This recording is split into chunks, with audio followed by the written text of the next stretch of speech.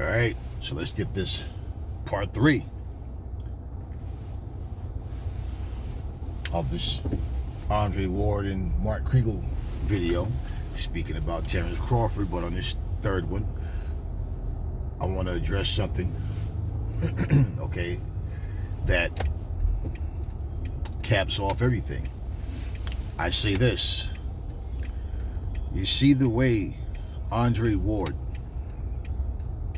spoke on behalf of Terrence Crawford. Great. I feel like boxing in general needs that same treatment, because there are a lot of fighters out there that don't get the push. They don't get, the recognition. And the thing about that is, if we're going to have all these little intangibles, right? We're going to base everything on, oh, I like this person's energy. This person is this and that. Oh, he's good for the sport because he's a good talker. How many people we've seen talk a lot of trash and then lose fight after fight, but they talk trash? That's why you tune in. It's not why I tune in, And then you look at, these people who, they don't get credit.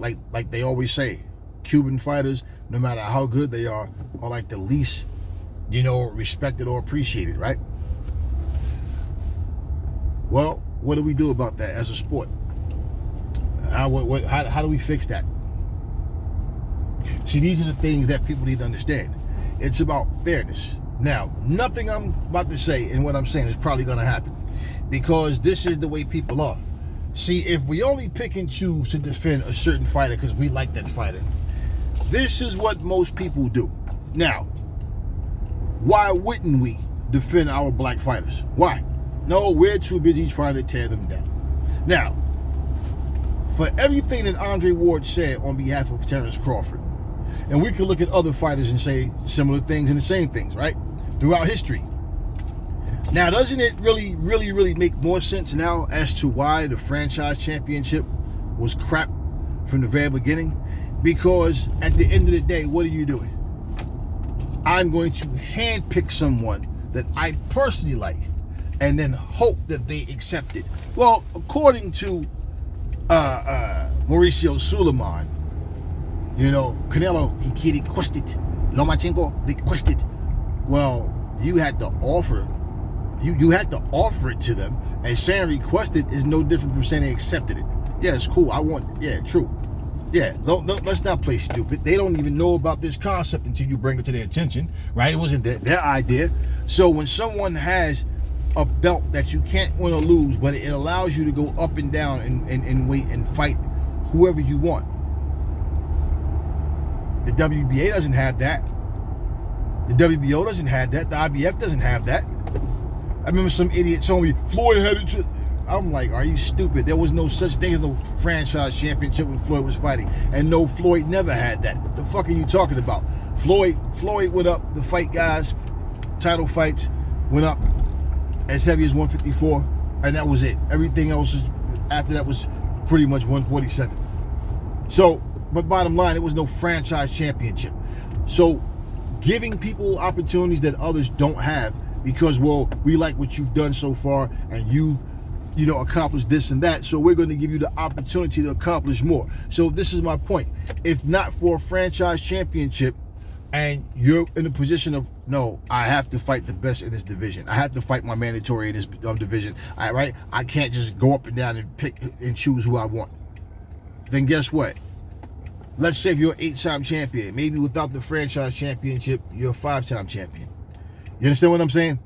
Just say. So when we do things like that and people, oh, this person has a country behind them. See, marketing in boxing is not about fairness. It never was. Marketing in boxing is, can we sell this fight? You understand what I'm saying?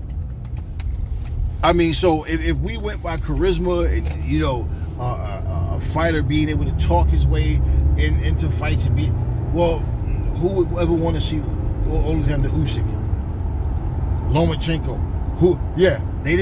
What was charismatic about them, right? A new way. Guys like that. Anthony Joshua. You understand what I'm saying? So when we're talking about a sport, man, and you don't hear that shit in no other sport. In terms of, now, yeah, I know when it comes to MMA, you got some very arrogant guys. They do a lot of stupid shit, take swings at people, throw shit in people's faces, like just do a bunch of stupid shit to try to, I'm not even gonna say sell a fight. It's just a bunch of arrogant people. I've seen it in combat sports, but like, these are not people being told, hey man, go up there and throw a cup of piss in this guy's face, punch him in the face before at the press conference and start a fight. Like, you know what I'm saying? This is just arrogant people. You know, these guys get up there jumping each other's faces and stuff, and doing little stupid things. Yeah, but this is the only sport that you hear people glorifying and saying that this person is good for the sport because of those antics. And so the platform of boxing has become a circus. So if you're more marketable, like look at Rolly Romero. Rolly Romero talked you all into believing that he was going to beat Tank Davis. Rolly Romero was getting so much heat. I forget the guy that he fought. And this was the first fight that he had where everybody was pretty much saying he lost the fight. And he said he'll rematch the guy. He never, I forget the guy's name, but he never gave the guy a rematch. And Jackson Martinez, or whatever, right? Yeah, and he, Martinez, whatever. And he never rematched him. But basically, Rowley got so much heat, and he was Floyd's guy at the time. So yeah, he got so much heat, and all of a sudden, without doing anything significant, no fight that meant anything to anybody, right? All of a sudden, he gets in the ring with Tank, and because of his antics, I like this dude, yo, oh no, I think Rowley going, because you like nonsense. Same with Ryan Garcia, talk, and look at his situation. Look at what happened to him when he got there in Fort Tank. He quit. He literally quit. He quit. Then he goes in there, and I mean, isn't that the same? I mean, ain't that the same thing that y'all got on Victor Ortiz about? Huh? For making a comment saying, man, I don't deserve to be taking a beating like this, man. Yeah. But when he headbutt Floyd in the mouth purposely and then lied about it, just to wind up admitting it later, years later, like, all of these different things, you see how people pick and choose. They flip-flop with what's acceptable and what's not. So when we talk about notoriety and fighters getting their just due, all right, then it has to be all around the board. See, but once again, people are people, right? And they're not going to do things for the right reasons. Which means the same way you're going to take your countryman's side, I'm going to take my countryman's side. And that's what it's going to boil down to. Now, you can want to see your countryman win. That doesn't mean he's going to win. But at the same time, this is what needs to happen all across the board.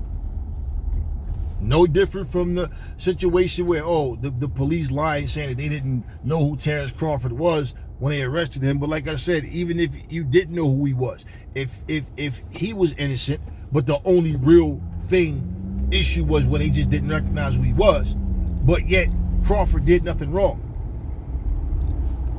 Why does it matter if it was Crawford or anybody else? An innocent man is an innocent man.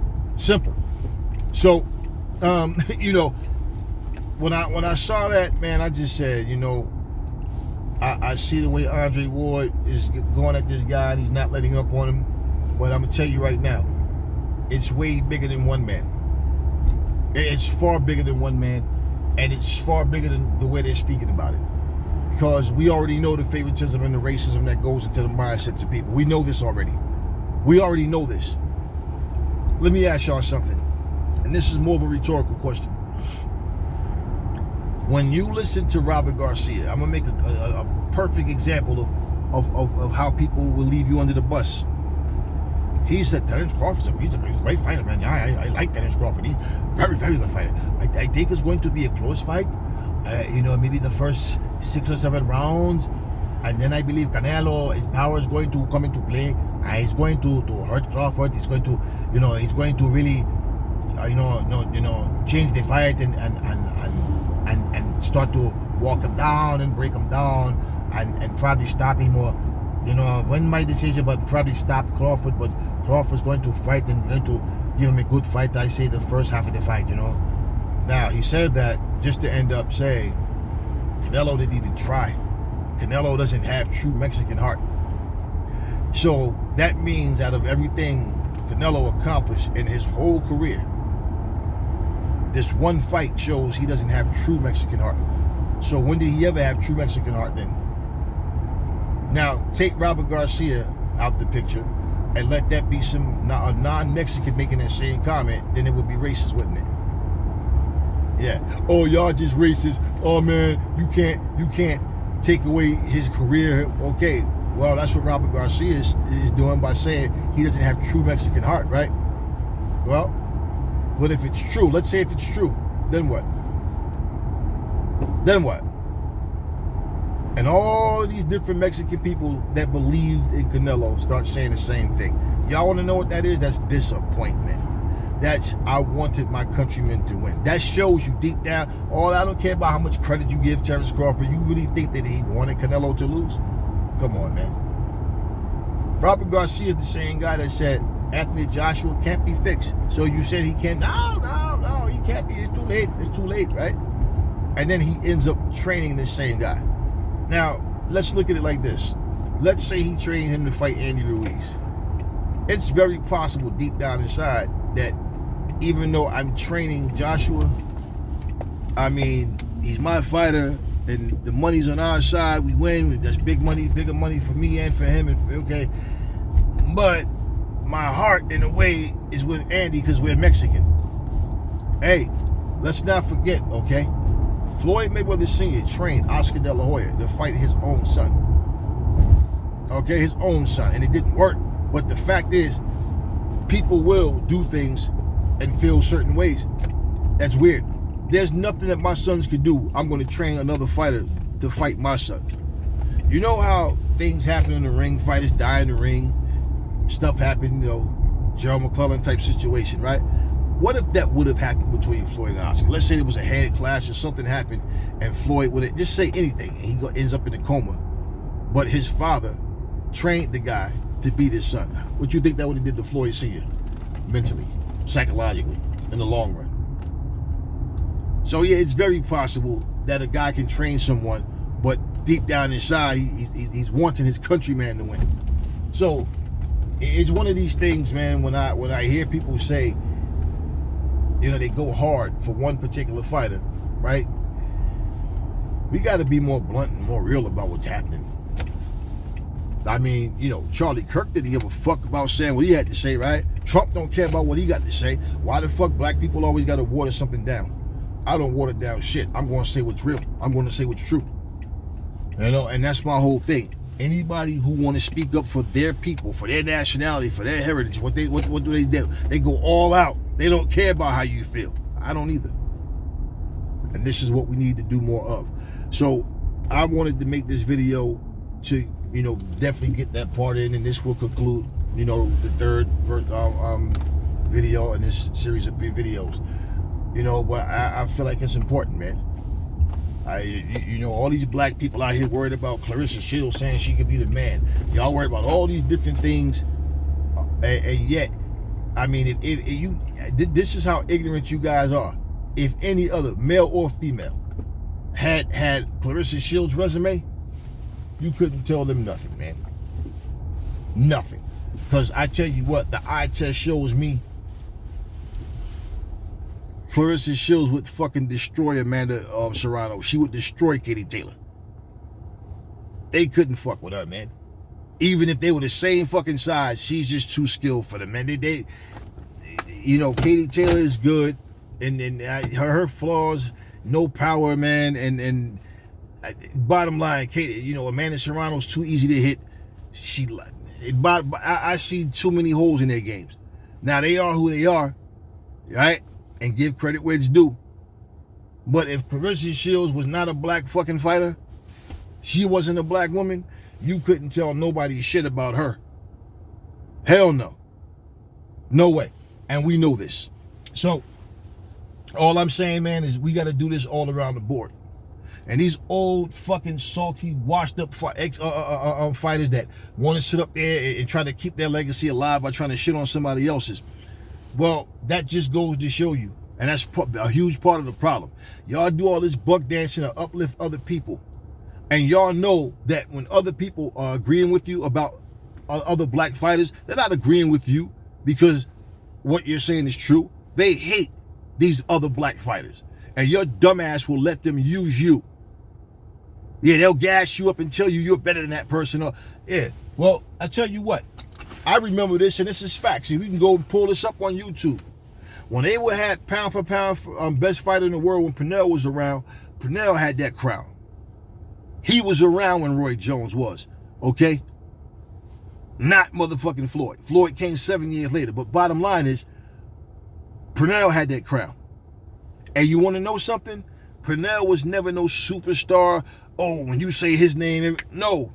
Pernell was a skillful fighter.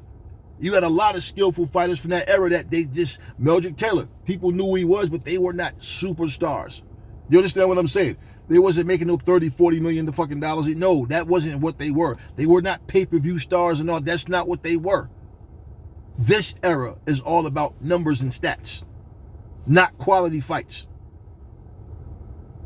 At the end of the day, the draw doesn't produce quality in the ring. Whole different mindset. So, case in point, if you took Roy Jones and you took Terrence Crawford and Pernell Whitaker and said, who's a better fighter? Who's the more skillful fighter? I tell you what, people that don't really remember Pernell, if you remember Pernell, 99.9% of the fucking people are going to say Pernell was more skillful. People from this era would probably say Terrence Crawford. Roy Jones fans would probably say Roy Jones. Now, how in the fuck could any one of them be considered better than Roy, but not Floyd? Especially coming from an era where people are all about accomplishments. But you go back and you start watching Floyd, that's when people start to shut the fuck up and go, damn, Floyd was nice as fuck, man. I didn't remember this version of Floyd either, when he was really an attacker and was, damn, a combination, but damn, yeah.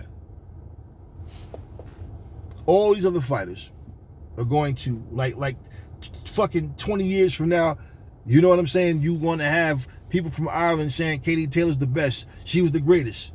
The Puerto Rican people are going to be saying Amanda Serrano was the best, right? Yeah. What black people are going to be saying about Clarissa Shields? Huh? Are these black people ever going to wake up and understand what Floyd was and what he is? Are they going to remember Terrence Crawford and give him his just due? Are they going to remember, Andre Ward retired undefeated too? But you see, they don't make a big deal about Andre Ward. So the same video that Andre Ward had about Terrence Crawford, people can have that same video about Andre Ward because he don't get the credit he deserves. Right. See, this is the stuff I'm talking about, man. We need to do this more often. Now, I'm not anybody's fan, so I'm not even going to concern myself with getting caught up in the process of, oh, let me get them their flowers. Let all of them do that. But since you make that type of content, since this is what people want, then you know what you do? Due diligence. Stop getting black fighters together and all y'all do is talk shit about other black fighters. Get these motherfuckers on the same page. Wake these motherfuckers up. Because I'm going to tell y'all right now, these coons that run around here, calling themselves champs or prospects or whatever, they're not cutting it, man. Michael Irvin did a very powerful video the other day, man. Because you got these disrespectful motherfuckers want to talk about how these football players would have smoked these players from the 80s and 90s. And I mean, y'all are some delusional motherfuckers, man. This pussy-ass NFL league y'all playing now, this pussy-ass NBA league y'all playing now, you touch a motherfucker. You breathe on a motherfucker. Now, whistle. Whistle. Soft-ass motherfucker. These pussy-ass fighters they got out here now. Y'all ain't more skillful than shit. All y'all are is in a position to make more money, and that's it. And that's what y'all being defined by. These garbage-ass artists out here can't rap for shit. Motherfuckers can't even sing. Y'all using auto-tunes to carry your voices. Facts. But y'all want to sit and talk and try to shit on errors that made it possible for y'all to be here now. Michael Irvin, I don't remember who the fuck he went in on, but he was going in on somebody. And I got like at the halfway point of the video and I had to